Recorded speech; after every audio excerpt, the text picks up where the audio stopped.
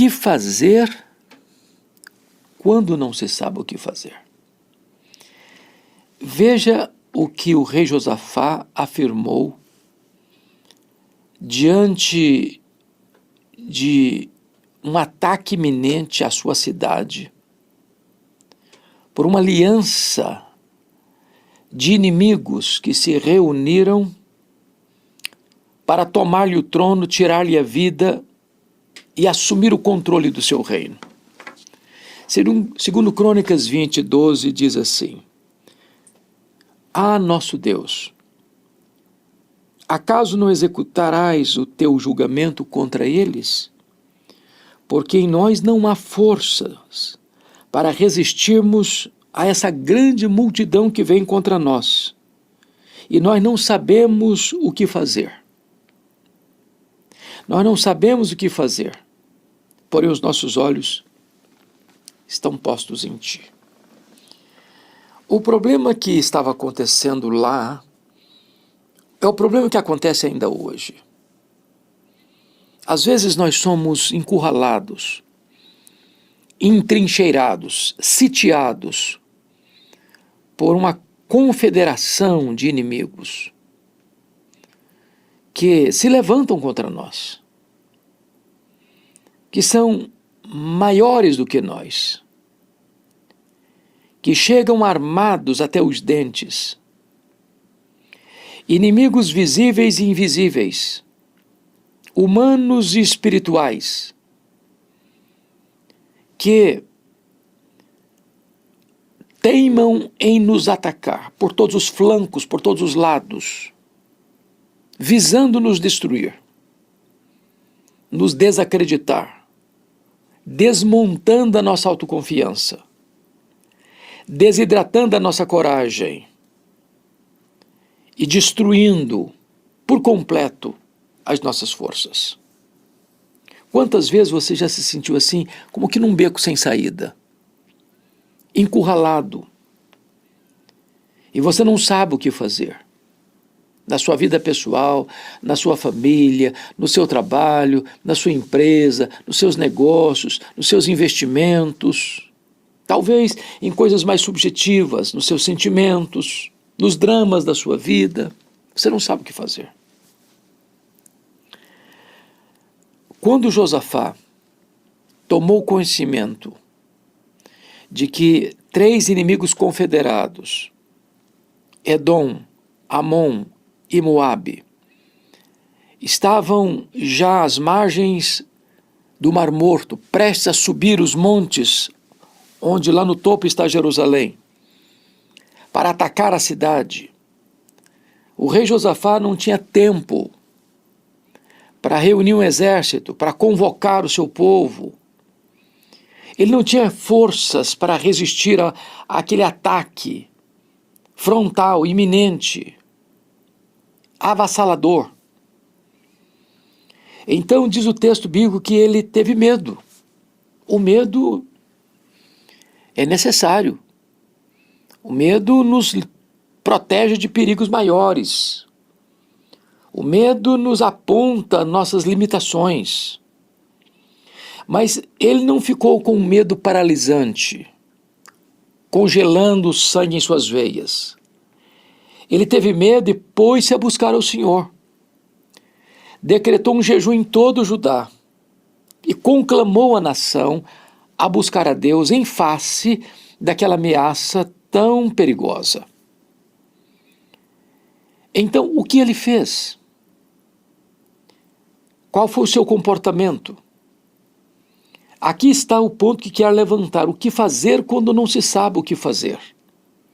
A primeira coisa que você deve fazer quando você não sabe o que fazer é o que Josafá fez. Ele orou ao Senhor. O texto é claro. Versículo 3, segundo Crônicas 20. Então Josafá teve medo e pôs-se a buscar o Senhor. E apregou um jejum em todo Judá. Judá se congregou para pedir socorro ao Senhor. Também de todas as cidades de Judá veio gente para buscar ao Senhor. Então veja bem, Não dava prazo, não dava tempo para preparar um exército, para equipar com armas, com cavalaria, com infantaria, com escudos, com espadas, com carros blindados, não. Ele entendeu uma coisa, na emergência, quando o problema se insurge contra nós, a primeira arma que devemos buscar ou usar é a arma da oração. A oração não é para gente forte, é para gente fraca. Porém, a oração é a força mais extraordinária que Deus deu ao seu povo, porque na oração você conecta a fraqueza humana à onipotência divina, você conecta o altar da terra ao trono do céu, você aciona o braço do Todo-Poderoso. Está enfrentando um problema? Encurralado por inimigos? Busque a Deus em oração. Deus desarticula o inimigo. Deus enfraquece o inimigo. Deus perturba o arraial do inimigo. Pela oração, Deus fecha a boca de leão. Pela oração, Deus apaga a chama do fogo. Pela oração, Deus tira o prisioneiro do claustro, da masmorra. Pela oração, Deus cura o enfermo. Pela oração, Deus liberta o encarcerado. Pela oração, Deus faz os demônios baterem em retirada. Pela oração, Deus dá vitória ao seu povo. Então recorra a Deus na hora do aperto. Se você não sabe o que fazer, busque a Deus em oração. Jejue. Tenha pressa em buscar o socorro divino. Foi isso que o Josafá fez. Segundo lugar, o que fazer quando não se sabe o que fazer? Versículo 13 até o versículo 17 nos mostra uma outra ferramenta que podemos e devemos usar quando nós não sabemos o que fazer, que é buscar a direção da palavra de Deus. Está escrito: todo Judá estava em pé diante do Senhor, como também as suas crianças, as suas mulheres e os seus filhos. Então veio o Espírito do Senhor no meio da congregação sobre Jaziel, filho de Zacarias, filho de Banaia, filho de Jeiel, filho de Matatias, levita dos filhos de Asaf, e disse: dai ouvidos todo Judá, e vós moradores de Jerusalém, e tu, ó rei Josafá, ao que diz o Senhor.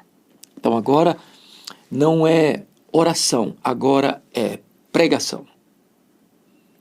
Pela oração você fala com Deus. Pela pregação da palavra, Deus fala com você. E a ordem é essa: preste atenção, deem ouvidos. E o que é que eles deveriam ouvir?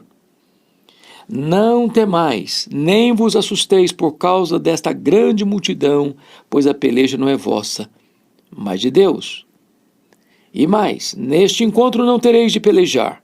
Tomai posição, ficai parados, e vede o salvamento que o Senhor vos dará. Ó Judá e Jerusalém, não temais, nem vos assusteis. Amanhã saí-lhes ao encontro, porque o Senhor é convosco. Então preste atenção. Você busca a Deus em oração, você jejua. Agora você escuta a palavra de Deus. E nesta palavra de Deus que veio ao povo, ao rei, às crianças, às mulheres, aos homens, aos soldados, aos generais, ao rei Josafá, é que eles não deveriam temer. A circunstância não mudou, é uma grande multidão, mas eles não deveriam temer, porque você não vive por aquilo que você vê, você vive pela fé, você vive de promessas. E Deus está prometendo: eu serei convosco, não tereis de pelejar. Em outras palavras, eu vou pelejar por vós. Deus está trazendo uma palavra de encorajamento que aquela batalha, embora desproporcional, seria vencida não pelo braço da carne, mas pela ação divina. Há momentos na nossa vida que nós não temos forças também. Aliás, nós não temos estratégia, não sabemos o que fazer. Mas nós podemos, como Josafá, dizer, mas os nossos olhos estão postos em ti. E quando nós colocamos os nossos olhos em Deus, buscando em oração, também Deus fala conosco através da sua palavra, trazendo-nos promessas de vitória. É isso que o povo precisava fazer, confiar em Deus. O povo não deveria se encolher, deviam sair à batalha. Sair à batalha. O texto é claro, não temais, nem vos assusteis, amanhã saí-lhes ao encontro, porque o Senhor é convosco. Nós somos frágeis, mas se Deus está conosco, somos maioria absoluta. Se Deus é por nós, quem será contra nós? Ainda que um exército se levante contra mim, e ainda que estoure a guerra contra mim, eu não temerei, diz Davi no Salmo 27, versículo 3. Deus está conosco. E se Ele está conosco, os impossíveis tornam-se possíveis. Os improváveis tornam-se fatos. O que é absolutamente inexequível torna-se concreto. Porque para Deus não há causa perdida, não há problema insolúvel, não há vitória impossível, não há doença incurável, não há vida irrecuperável. Quando Deus aciona o seu braço em favor do seu povo, o inimigo tem que bater em retirada. A vitória do seu povo é absolutamente garantida. Então, quando você não sabe o que fazer, busque a Deus em oração e escute as promessas da palavra de Deus.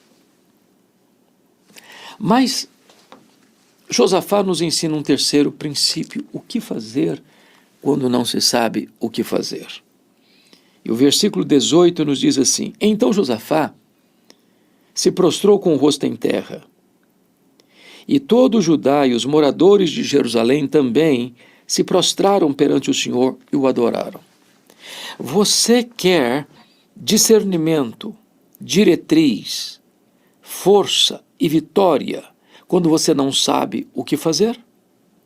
Adore a Deus. Agora note, toda vez que alguém está adorando, está prostrado, porque não é possível você estar na presença daquele que é o majestoso Deus, o soberano Deus, sem você se curvar diante dele. Eles se prostraram. Eles o adoraram. Você adora a Deus por quem Deus é. Você dá graças por aquilo que ele faz. Mas você o adora por quem ele é. E quem é Deus? Deus é autoexistente. Deus é infinito. Deus é imenso. Deus é eterno. Deus é imutável. Deus é onipotente. Deus é onipresente. Deus é onisciente. Deus é transcendente. Deus é soberano. Deus é bom. Deus é justo. Deus é fiel. Deus é verdadeiro. Deus é amor. Deus é luz. Deus é espírito. Deus é misericordioso. Deus é compassivo. Deus é tardio em irar-se. Deus é grande em benignidade. Deus é o sumo bem. Adore-o por quem ele é. É preciso conhecê-lo para poder amá-lo. Ninguém ama quem não conhece. Então conheça Deus, tenha experiências com Deus, prostre-se diante de Deus. Quando você não souber o que fazer, curve-se diante dele e adore-o por quem ele é. Dê graças a ele por aquilo que ele faz. Mas em quarto lugar, o rei Josafá, percebendo que havia uma multidão vindo contra ele, não sabendo ele o que fazer, não tendo forças nele e no seu exército para enfrentar essa conflagração declarada contra ele, essa guerra estabelecida contra ele, essa aliança dos inimigos para atacá-lo, ele também começa a louvar a Deus. O verso 19 diz assim: dispuseram-se os levitas eram religiosos, não soldados, dos filhos dos coatitas e dos coriitas, para louvar o Senhor Deus de Israel em voz alta, sobremaneira. O verso 20 diz: pela manhã cedo se levantaram e saíram ao deserto de Tecoa. Ao serem eles, pôs Josafá em pé e disse: ouvi-me, ó Jerusalém, e vós moradores de Jerusalém, ó Judá e vós moradores de Jerusalém, crede no Senhor, vosso Deus, estareis seguros, crede nos seus profetas e prosperareis. Que bom quando uma nação tem um líder que teme a Deus. Que bom é quando tem um governante que leva o seu povo a confiar em Deus. Então ele desafia o povo, na hora de marchar para o campo da batalha, a não duvidar, a não titubear, a confiar em Deus, a saber que Deus cumpre a sua palavra e as suas promessas. Se Deus havia dito que esta peleja não era deles, se Deus havia dito que ele estaria com eles, se Deus prometeu vitória sobre os inimigos, então esse povo devia ter confiança, acreditar na palavra de Deus, nos profetas de Deus. E o verso 21 e 22 nos ensina então o caminho da vitória. Aconselhou-se com o povo e ordenou cantores ao Senhor, que vestidos de ornamentos sagrados e marchando à frente do exército, louvassem a Deus dizendo: rendei graças ao Senhor porque a sua misericórdia dura para sempre. Olha que coisa interessante. Eles estão indo para uma guerra. Lá embaixo, em En-Gedi, às margens do Mar Morto, tem uma grande multidão. 3 nações se reuniram para atacar o território de Judá. E diz a Bíblia que o rei Josafá coloca o coral, os cantores, os levitas, não com armas, não com espadas, mas com a sua voz altissonante, cantando em alta voz. E o que eles cantavam? Está escrito, eles cantavam o seguinte: rendei graças ao Senhor, porque a sua misericórdia dura para sempre. Rendei graças ao Senhor, porque a sua misericórdia dura para sempre. Rendei graças ao Senhor, porque a sua misericórdia dura para sempre. E com esta confiança, e renovados por esta promessa e por esta verdade bendita, eles iam louvando ao Senhor. Agora, veja o que aconteceu. Versículo 22. Tendo eles começado a cantar e a dar louvores, pôs o Senhor em emboscada contra os filhos de Amon e de Moabe e os do monte Seir, que vieram contra Judá e foram desbaratados. Não é no final, não, é no começo. Tendo eles começado a cantar e a dar louvores, foi Deus quem pôs em emboscada. Deus os confundiu. Eles se voltaram contra eles mesmos. Eles se autodestruíram. Eles foram desbaratados. Veja você, que eles não louvam depois que o inimigo foi derrotado, eles louvam para derrotar o inimigo. O louvor não é consequência da vitória, o louvor é causa da vitória. Às vezes nós só queremos louvar a Deus depois que o problema se foi, depois que a doença foi curada, depois que o problema financeiro foi resolvido, depois que o casamento foi reatado, depois que o filho pródigo voltou para casa. Louve a Deus para que a vitória aconteça. Tendo eles começado a cantar e a dar louvores, pôs o Senhor emboscada contra os inimigos e eles foram desbaratados. O louvor é o brado de vitória. Eles creram. E eles viram os prodígios de Deus. Se creres, verás a glória de Deus. E diz a Escritura que aquele vale vai ser novamente, vai ter que receber um novo nome. Aquele vale vai se tornar um vale de bênção para eles. Versículo 26, ao 4º dia se ajuntaram no vale de bênção, onde louvaram o Senhor, por isso chamaram aquele lugar de vale de bênção até o dia de hoje. O vale da ameaça tornou-se o vale de ricos despojos. A ameaça de morte torna-se um lugar de celebração. O lugar que era o centro nevrálgico da ameaça a Jerusalém e a Judá, agora é um vale de bênção. Sabe o que significa isso? Deus é poderoso para reverter as situações mais difíceis da sua vida. Tem uma multidão vindo contra ele. Ele não tem forças para lutar. Aliás, ele não tem nem estratégia, ele não sabe o que fazer. Mas o que fazer quando não se sabe o que fazer? Você deve começar a louvar a Deus. Quem dá a vitória é Deus. Quem desbarata o inimigo é Deus. Quem transforma o vale da ameaça em vale de bênção é Deus. Quem reverte a situação é Deus. Quem muda o placar do jogo é Deus. Quem vira a mesa da história é Deus. Quem reverte o quadro é Deus. Deus pode fazer o mesmo milagre na sua vida, na sua família. Deus ainda continua transformando vales de ameaças em vales de bênçãos. O que fazer? Busca a Deus em oração. Escute as promessas da palavra de Deus.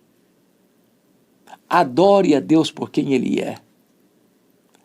E comece a dar graças a Deus, porque a sua misericórdia dura para sempre. E veja o grande livramento que o Senhor lhe dará. Está precisando de livramento? O nosso Deus é especialista nisso. Espero que Deus abençoe muito a sua vida. Se essa mensagem abençoou o seu coração, compartilhe com outras pessoas. Ajude-nos a levar esta palavra a muitas outras pessoas. Deus abençoe o seu coração. Deus abençoe sua vida.